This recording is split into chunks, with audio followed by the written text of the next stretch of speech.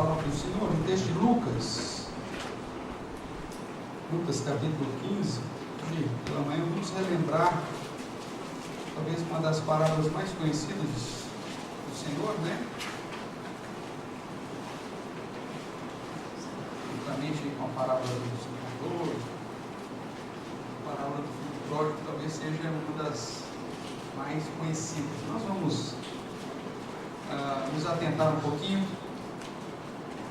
para o ensinamento que ela nos traz. Eu convido você então a abrir Lucas capítulo 15, a partir do verso 11 até o verso 32. Eu farei a leitura,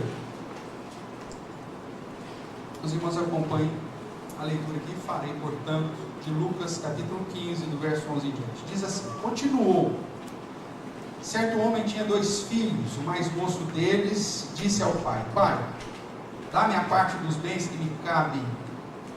E ele lhes repartiu os haveres. Passados não muitos dias, o filho mais moço, ajuntando tudo o que era seu, partiu para uma terra distante e lá dissipou todos os seus bens, vivendo dissolutamente. Depois de ter consumido tudo, sobreveio àquele país uma grande fome, e ele começou a passar necessidade. Então ele foi, se agregou a um dos cidadãos daquela terra, e este o mandou para os seus campos a guardar porcos. Ali desejava ele fartar-se das alfarrobas que os porcos comiam, mas ninguém lhe dava nada. Então, caindo em si, disse: quantos trabalhadores de meu pai têm pão com fartura, e eu aqui morro de fome? Levantar-me-ei, irei ter com meu pai, e lhe direi: pai, pequei contra o céu e diante de ti. Já não sou digno de ser chamado teu filho, trata-me como um dos teus trabalhadores. E levantando-se foi para o seu pai. Vinha ele ainda longe, quando seu pai o avistou, e compadecido dele, correndo, o abraçou e beijou. E o filho lhe disse: pai, pequei contra o céu e diante de ti, já não sou digno de ser chamado teu filho. O pai, porém, disse aos seus servos: trazei depressa a melhor roupa, vesti-o, ponde-lhe um anel no dedo e sandálias nos pés. Trazei também e matai o novilho cevado. Comamos e regozijemo-nos, porque este meu filho estava morto e reviveu, estava perdido e foi achado. E começaram a regozijar-se. Ora, o filho mais velho estivera no campo. Enquanto voltava, ao aproximar-se da casa, ouviu a música e as danças. Chamou um dos criados e perguntou-lhe o que era aquilo. E ele informou: veio teu irmão, e teu pai mandou matar o novilho cevado, porque o recuperou com saúde. Ele se indignou e não queria entrar. Saindo, porém, o pai procurava conciliá-lo. Mas ele respondeu ao seu pai: há tantos anos que te sirvo, sem jamais transgredir uma ordem tua, e nunca me deste um cabrito, sequer para alegrar-me com os meus amigos. Vindo, porém, este teu filho, que desperdiçou os teus bens com meretrizes, tu mandastes matar para ele o novilho cevado? Então lhe respondeu o pai: meu filho, tu sempre estás comigo, tudo o que é meu é teu. Entretanto, era preciso que nos regozijássemos e nos alegrássemos, porque este teu irmão estava morto e reviveu, estava perdido e foi achado. Vamos orar mais uma vez. Pai querido, nós te damos graças pela palavra do Senhor, te damos graças pelo privilégio de estarmos na tua presença, te damos graças pelo privilégio pelo fato de que a tua compaixão for aplicada sobre nós, e que o Senhor, ó Deus, através de Cristo Jesus, nos limpou e pagou um alto preço para que pudéssemos desfrutar da verdadeira comunhão contigo. Nesse momento, ó Deus, que estamos diante da tua palavra e lemos talvez um dos textos mais conhecidos, nós clamamos para que o Senhor, através do teu Santo Espírito, nos ilumine de modo que possamos compreender a Tua palavra, aplicá-la em nosso coração e glorificarmos ao Senhor em tudo. Use-me, apesar de mim mesmo, e fale ao meu coração, ao coração dos meus irmãos e irmãs, é o que também te suplico em Cristo Jesus. Amém. Amém, queridos.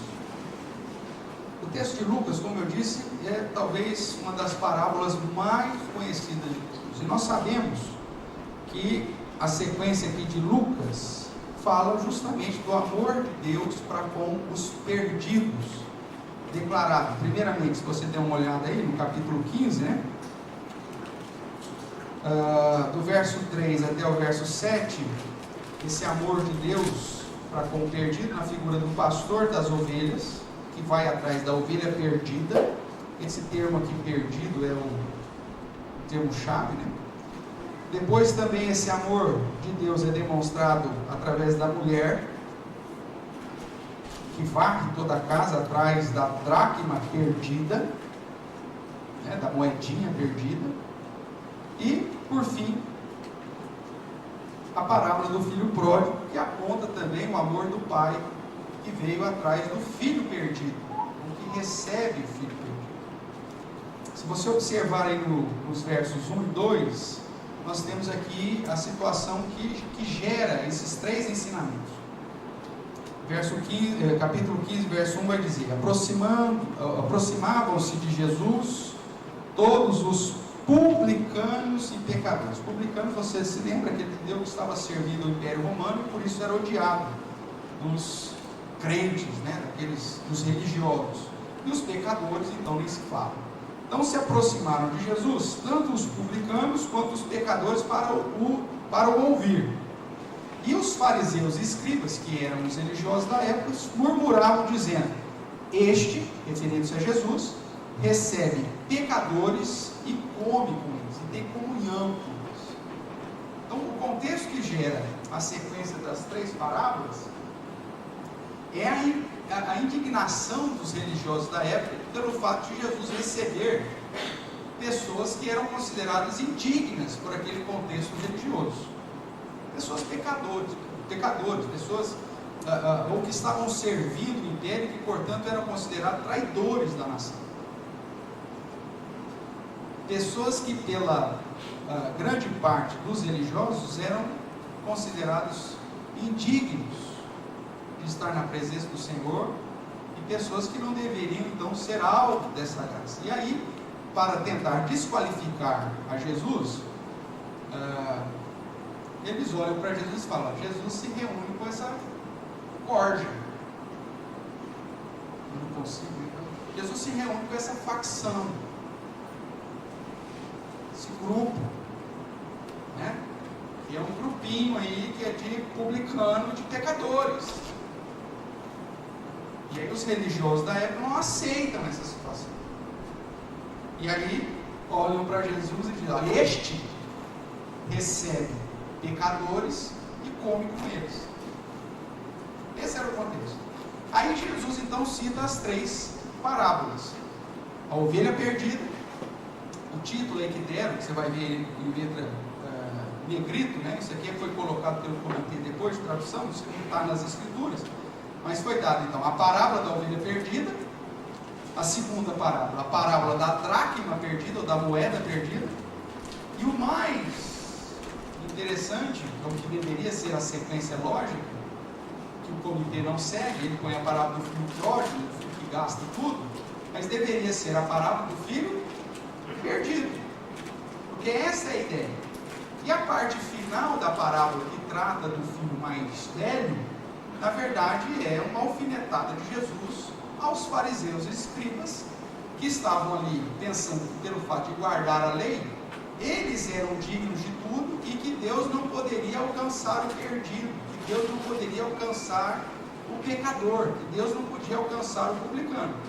A figura do filho mais moço é justamente os pecadores, publicanos, todos os gentios que haviam desprezado a Deus e que queriam a bênção de Deus, a manutenção, a graça comum de Deus, mas não adoravam o Senhor, tanto que foram para longe de Deus. E que num determinado momento eles são trazidos para a presença de Deus, e Deus, ao invés de puni-los, os acolhe. Para o fariseu e para o escriba, isso era uma loucura, receber publicanos e pecadores. E aí então a figura do filho mais velho aponta para esses religiosos da época que não aceitavam o amor de Deus em relação do pecador. Mas o foco que Jesus vai dar então nas 3 parábolas, irmãos, é sempre o amor do Pai, é sempre a alegria em alcançar o perdido. Dá uma olhadinha comigo aí, no final do versos 6 e 7 do capítulo 15, quando fala da ovelha perdida.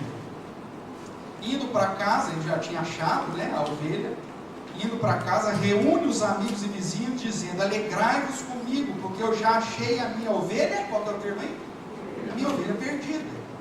Digo-vos que assim haverá maior júbilo no céu por um pecador que se arrepende, do que por 99 justos que não necessitam de arrependimento. É sempre essa realidade, Os pecadores, os justos que não necessitam de arrependimento, também apontam para a figura do fariseu e do fariseu e do escriba. E a ovelha perdida é aquela que está longe, que o pastor vai até ela. Então esse é o contexto. O amor do Pai, ele vai atrás daqueles que precisam ser buscados ao fim. A segunda parábola já trata de um contexto dentro do povo. A mulher perde uma moeda onde? Dentro de casa. Vamos ver o contexto. Verso 8. Ou qual é a mulher que, tendo 10 dracmas ou 10 moedas, se perder uma, não acende a candeia, não varre a casa e procura diligentemente até encontrá-la? E tendo achado, mais uma vez o regozijo, reúne as amigas, as vizinhas, dizendo: alegrai-vos comigo, porque achei a dracma que eu tinha perdida.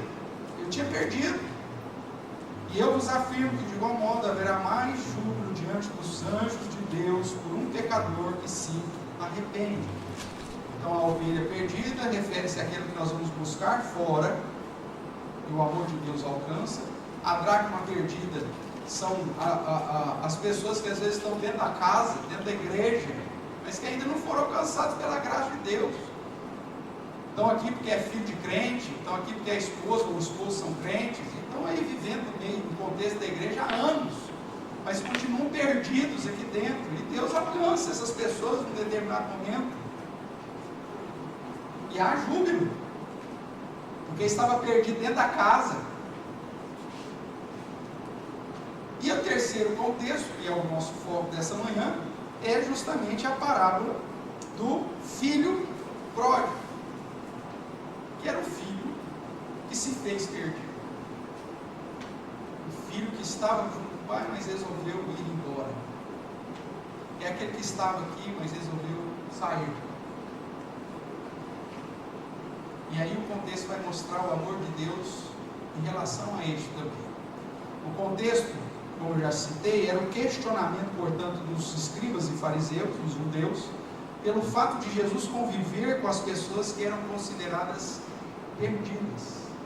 Jesus ensina, portanto, que o amor do Pai, ele vem alcançar o perdido, e que há júbilo quando isso acontece. O pastor convida os amigos e vizinhos, a mulher convida as amigas e vizinhas, o pai convida os servos para festejar e se regozijar pelo fato de ter encontrado o filho perdido. E é assim que o texto inclusive termina, Ele estava morto e reviveu, estava perdido, foi achado. Na última parábola, então, Jesus aproveita para apresentar a postura injusta dos judeus por não aceitarem o amor de Deus, ou que o amor de Deus fosse manifestado aos perdidos, como também já mencionei aqui.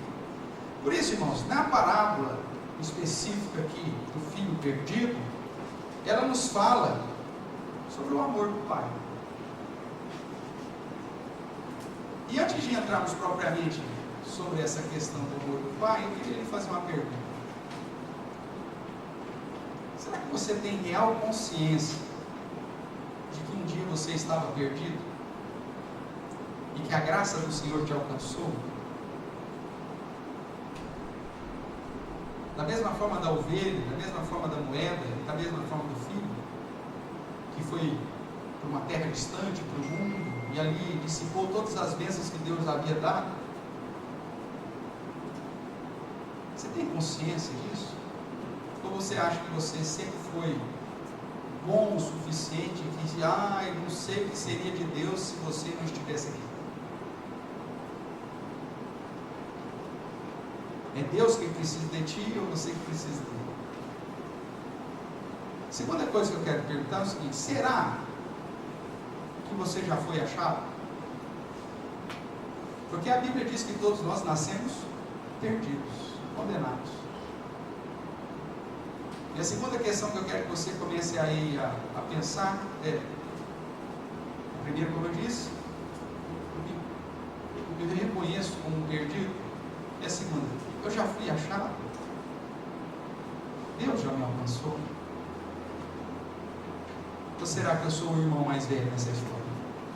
Apenas um religioso. Um religioso que pensa que pelos seus próprios esforços ele não precisa do amor do Pai. Enquanto nós estivermos falando aqui, eu gostaria que você estivesse refletindo sobre essas duas questões. Mas, tratando do amor do Pai, para que você entenda o tanto que Deus nos amou, nós olhamos para a parábola e vemos que esse amor de Deus ele é tão grande que Deus suporta a nossa ingratidão. Veja o que diz o verso 12. O verso 11 diz: continuou, porque é uma sequência de parábolas.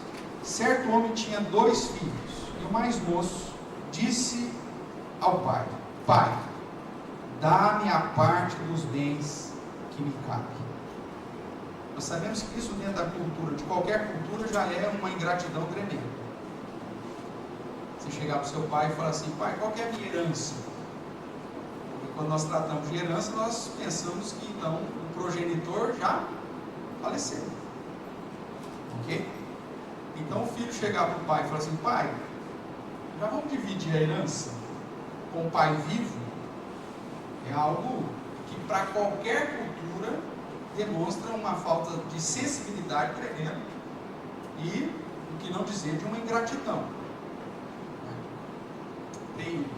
Tem contexto de vida que os pais ainda estão vivos e os irmãos já estão brigando pela divisão das coisas. Não é assim? Seria justo esse pai vender tudo, né? Antes de morrer e sair viajando pelo mundo, talvez, hein, Marcos? Gastar tudo, não deixar nada para ninguém, ele pelo menos não briga. Mas imagine só, em qualquer cultura isso é uma demonstração de ingratidão. Mas na cultura judaica muito mais, e ainda mais no contexto dos dias de Jesus. E ele já pega e diz que esse filho faz uma afronta terrível ao pai. Eu imagino os fariseus e judeus ouvindo Jesus contar essa história, falando: realmente, olha que coisa ridícula que esse filho mais novo fez. Que afronta, que ingratidão, que demonstração de insensibilidade. Pai, dá a parte dos bens que me cabem. Só que o pai suporta isso. Da mesma forma que Deus suporta e suportou a nossa ingratidão de sermos pecadores, de sermos murmuradores, de não reconhecer a sua grandeza, de viver tão somente para suprir as nossas próprias necessidades e esbanjar muitas vezes nos prazeres deste mundo.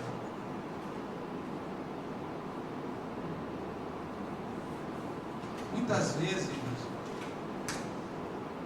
somos agraciados com essa graça comum de Deus, e temos recursos, temos saúde,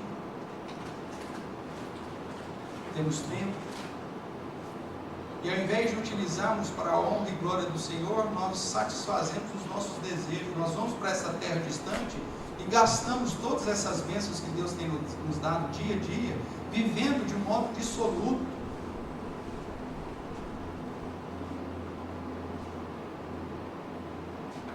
Vivendo uma vida desconsiderando a existência de um Deus bondoso, misericordioso, amável, e que traçou já na sua palavra princípios para que os seus verdadeiros filhos obedeçam, e a gente despreza.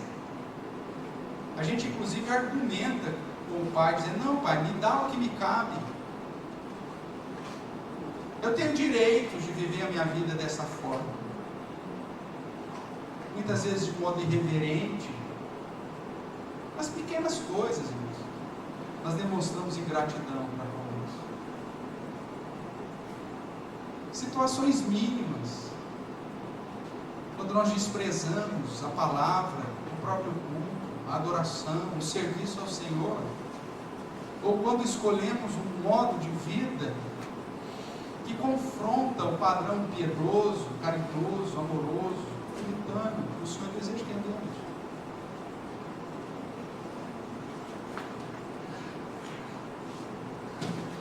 Nós nos colocamos na mesma situação desse filho mais moço.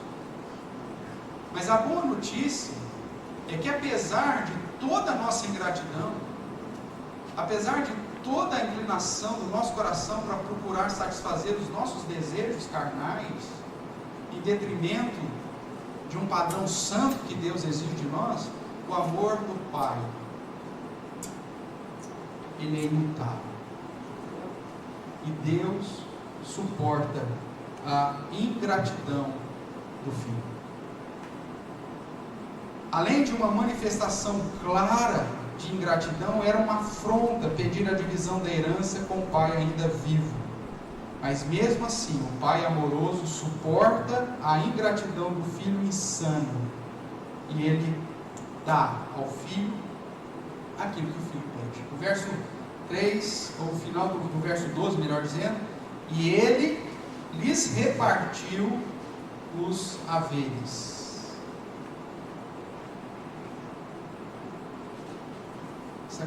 Essa construção talvez nos indique que o pai já dividiu o que cabia a cada um deles. E esse moço, diz o verso 13: passados não muitos dias, o filho mais moço, ajuntando tudo que era seu, partiu para uma terra distante e dissipou todos os seus bens, vivendo dissolutamente. Esse vivendo dissolutamente ainda é apresentado de uma maneira mais clara depois na fala do filho mais velho, que diz: olha, ele gastou todos os seus bens com meretrizes, com prostitutas. Mas o pai, o amor do pai, ele suporta a ingratidão. E é por isso, irmãos, que nós não somos consumidos, diz a palavra de Deus. Porque infelizmente nós afrontamos o Senhor constantemente com as nossas posturas, os nossos pensamentos, as nossas palavras. E se o nosso Pai, o nosso Deus, não fosse um Pai de amor, certamente nós já receberíamos, ou já teríamos recebido, justa punição. Ele veio buscar o perdido, dos quais todos nós éramos contados.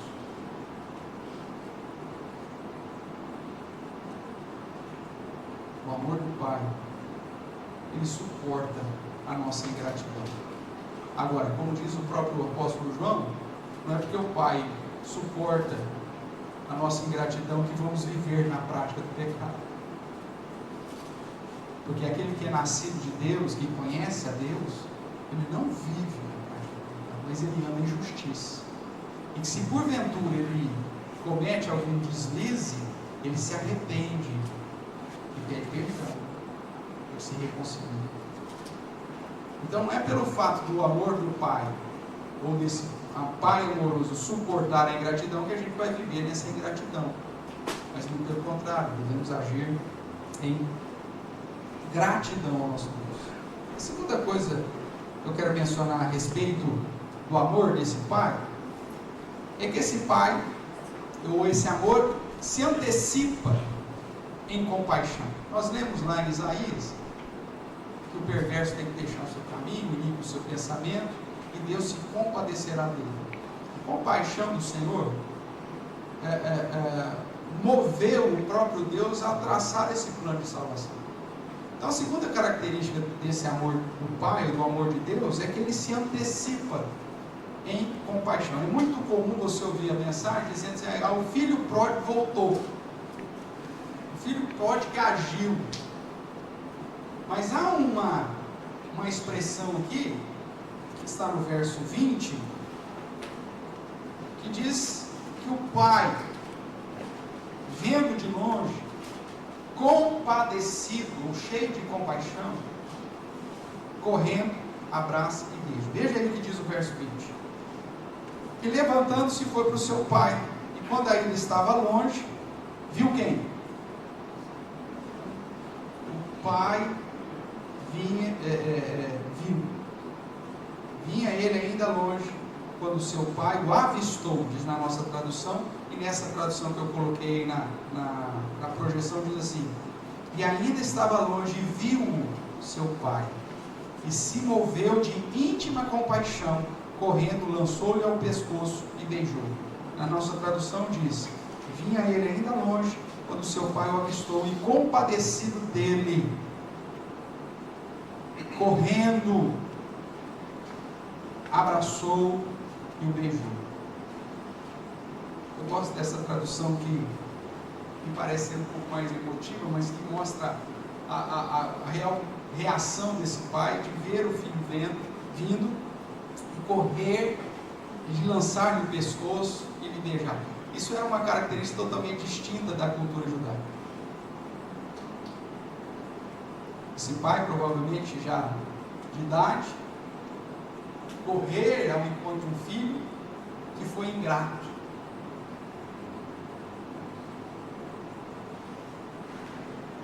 Eu fico imaginando, porque a gente conhece várias histórias, né, do nosso dia a dia, quando os filhos são ingratos para com os pais. Alguns pais falam: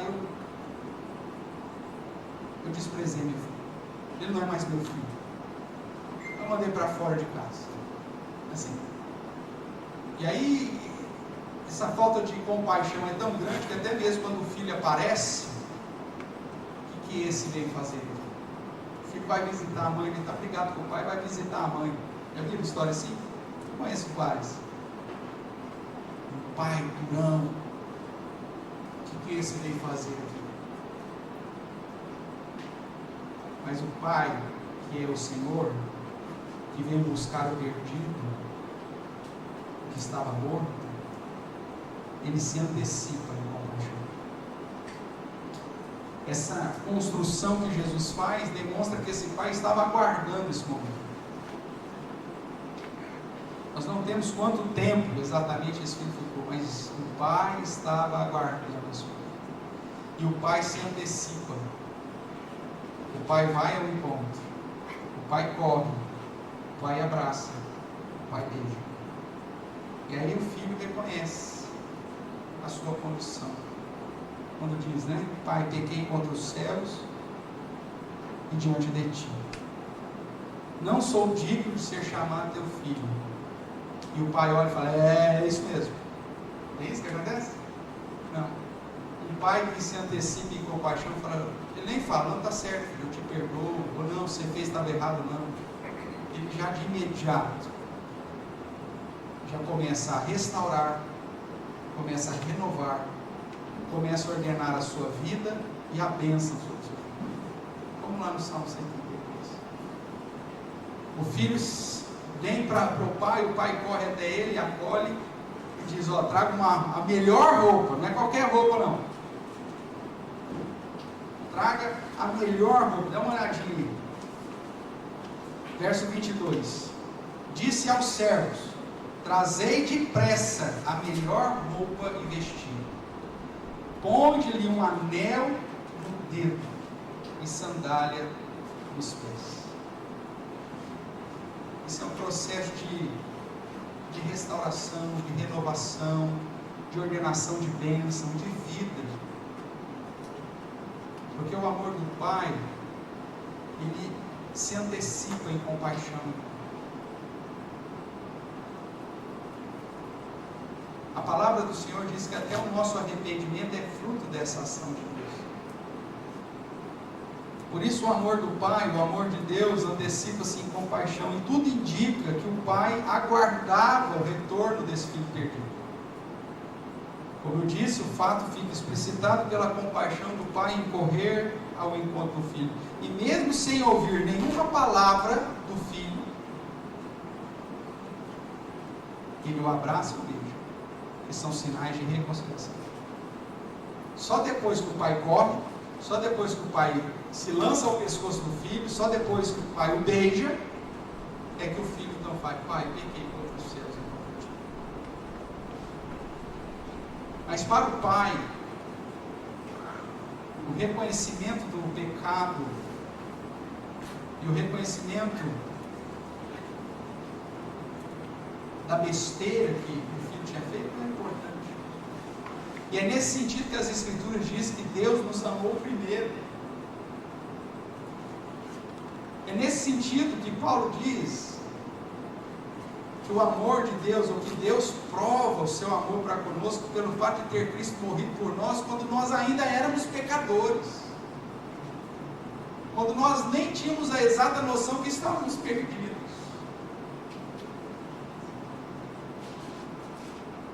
Quando eu e você ainda estávamos vivendo dissolutamente. Quando eu e você estávamos gastando todas as bênçãos da graça comum de Deus numa vida que desprezava a grandeza desse Deus soberano, poderoso, criador. Quando eu estava vivendo uma vida de ingratidão. Quando eu ainda não havia dito ao Pai: Pai, pequei contra os céus e contra ti. O amor de Deus nos alcança antes, irmãos, de qualquer coisa. O seu amor nos alcança primeiro, antes que nós amássemos a Ele. A prova desse amor está em Cristo quando ainda éramos inimigos. Porque esse é o amor do Pai. Um amor que se antecipa em compaixão. E em terceiro lugar, o amor do Pai restabelece a comunhão. Ele coloca o filho no lugar que o filho tinha antes da sua ingratidão. Ele restabelece a posição do seu filho, colocando-lhe um anel no dedo, sandália nos pés, uma veste nova.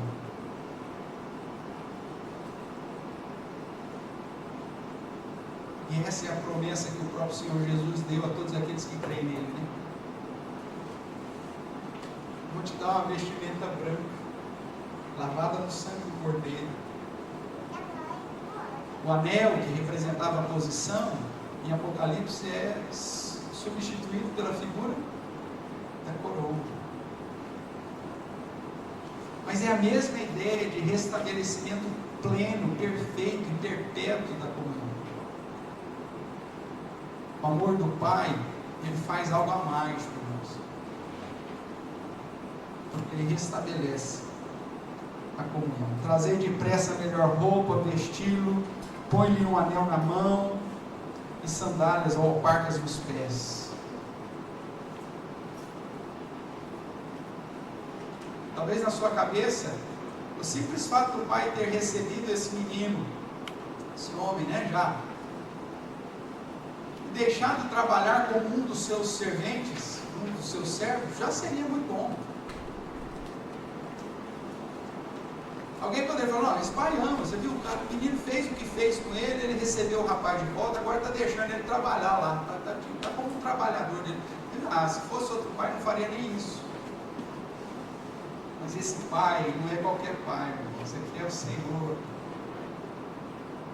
E mesmo com a sua vida dissoluta, mesmo com o seu pecado, mesmo com a sua realidade, quando ele te atrai e aplica sobre você a sua compaixão, Ele te restaura, te restabelece completamente para uma verdadeira comunhão.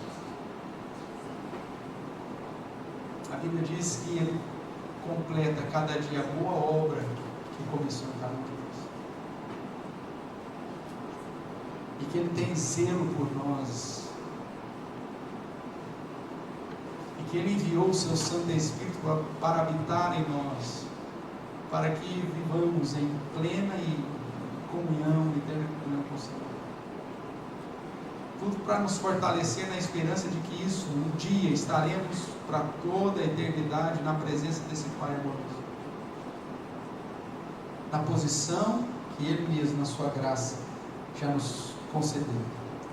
O Pai amoroso perdoa e restabelece o Filho ao seu lugar de prestígio. Ele alegra-se e convida os demais a jubilar-se com Ele.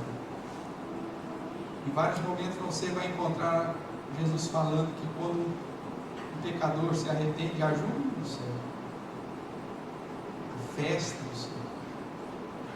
Porque na verdade esse era o plano de Deus, é o concluir, desse plano eterno de Deus, alcançar aqueles que são seus filhos, que Ele separou para a sua própria glória, e aplicar sobre eles o sinal eterno da salvação. Isso é fantástico. Deus age de modo a restabelecer a comunhão. E sabemos que Jesus Cristo foi enviado justamente para isso, para nos religar a Deus, para nos reconciliar. O Pai amoroso antecipa a compaixão, restabelece a comunhão, e até mesmo com o segundo filho que questionava o amor do Pai. Se você der uma olhadinha aí comigo, o filho estava lá indignado, não queria entrar, não queria se regozijar pelo fato do irmão que estava morto e reviveu, que estava perdido e foi achado. E o pai, mais uma vez, vai até ele. Verso 28. Ele se indignou e não queria entrar. Saindo, porém, quem? O pai. O pai que vai ao encontro do filho mais moço é o mesmo pai que vai ao encontro do filho mais velho. O mesmo pai que vai ao encontro daquele que vivia uma vida dissoluta, é o mesmo pai que vai ao encontro daquele que pensa que não precisa, que acha que já obedece, que guarda da lei.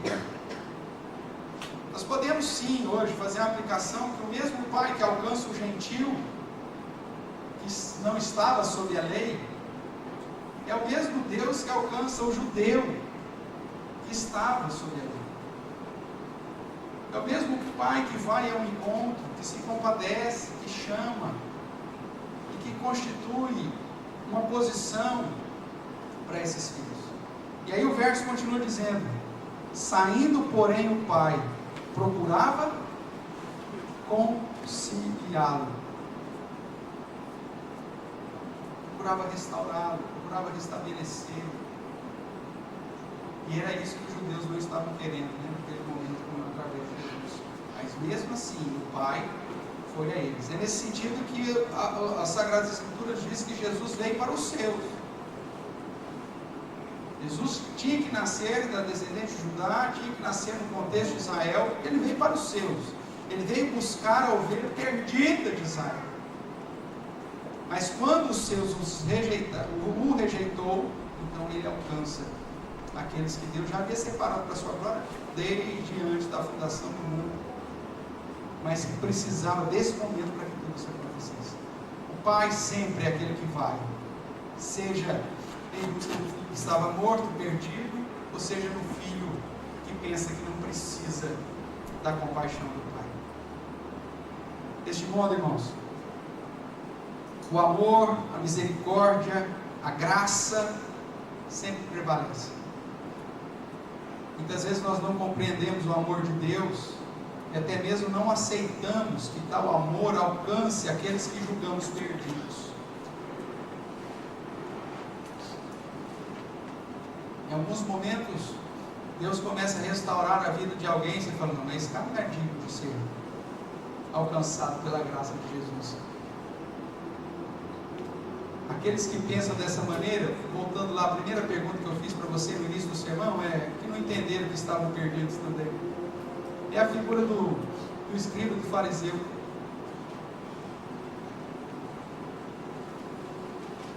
E que pensa que são melhores.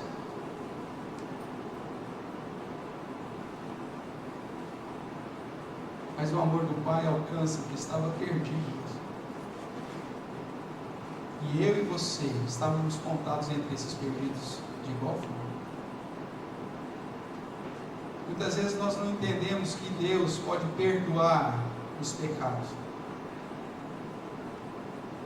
Porque nós olhamos para o nosso próprio padrão e muitas vezes é difícil para nós perdoar alguém.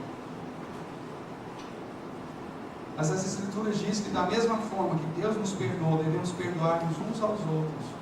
O amor, o padrão do amor de Deus que já foi demonstrado em nossa vida tem que ser refletido agora na vida daqueles que ainda estão sendo trabalhados, lapidados.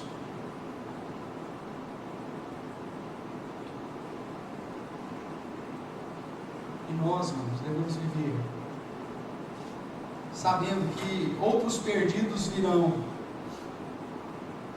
e que a única diferença que existe entre nós e esses que ainda virão, precisando de trocar a roupa, precisando de uma sandália, precisando de um anel, é que nós já passamos por isso.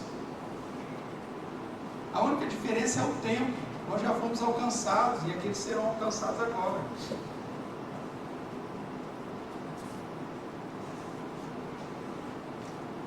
Infelizmente, muitas vezes nós não compreendemos que o amor de Deus, e às vezes até mesmo não aceitamos que tal amor alcance aqueles que julgamos perdidos. Mas não é assim que funciona. O exemplo do amor de Deus deve impulsionar a nossa prática de amor. Vários ensinamentos, né? Suportai-vos uns aos outros. Misericórdia quer. Perdoai-vos uns aos outros. São mandamentos bíblicos que culminam no maior exemplo de todos, o próprio amor do Pai. Então, se você já reconheceu que era perdido e que foi alcançado pelo Senhor, Paulo vai dizer que Deus nos chama e nos alcança em sua graça e seu amor para que você seja agora instrumento de um ministério chamado Ministério da Reconciliação, onde você que já foi alcançado pela compaixão de Deus, já recebeu uma vestimenta nova, sandália nos pés, anel no dedo, você que já foi alvo da alegria, do júbilo pelo fato de que você estava perdido e foi achado, se torna agora um instrumento para alcançar outros perdidos, para se regozijar quando estes forem encontrados. Esse é o padrão. Agora, olhando novamente para o contexto das três parábolas, trazendo à nossa memória as perguntas que fiz, a ideia é: será que você já foi achado?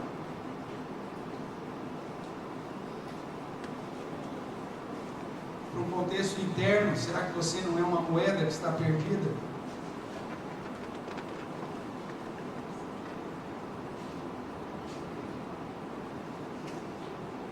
Saiba, querido, que independente da figura do pastor, da figura da mulher, ou da figura do pai, que representam Deus, o Senhor, nosso Deus Criador, é um Deus que está pronto a demonstrar compaixão e salvação. Por isso Isaías nos diz: buscai o Senhor enquanto se pode achar, invocai-o enquanto está perto. Deixe o perverso o seu caminho, os inimigos os seus pensamentos, e Deus se compadecerá. Sabe por quê? Porque Ele é rico em perdoar. Se você ainda não experimentou esse amor do Pai, hoje certamente é dia de salvação. E como filho mais moço, derrame-se na presença desse Deus e diga: Pai, pequei contra ti. E saiba que Ele fará todo o resto. Ele te dará novas vestes, Ele colocará sandália nos teus pés, te dará um anel e continuará a boa obra que começou. Você que já foi alcançado, glorifique a esse Deus, porque o seu amor já te alcançou. E se porventura você estava dentro, mas resolveu sair para viver dissolutamente, e talvez hoje você está aqui na tentativa de dizer para Deus: Deus, pequei contra os céus e contra ti. Saiba que esse Pai está pronto para correr até você, está pronto para te abraçar, está pronto para te beijar, para te restaurar e restabelecer o lugar que você tinha. Então somente se arrependa, deixe o perverso o seu caminho, o inimigo os seus pensamentos, e Deus compadecerá de ti, porque Ele é rico em perdoar. Esse é o nosso Deus, irmão, um Deus de amor, que nos amou quando ainda éramos pecadores. Ouça o seu chamado, sinta a sua graça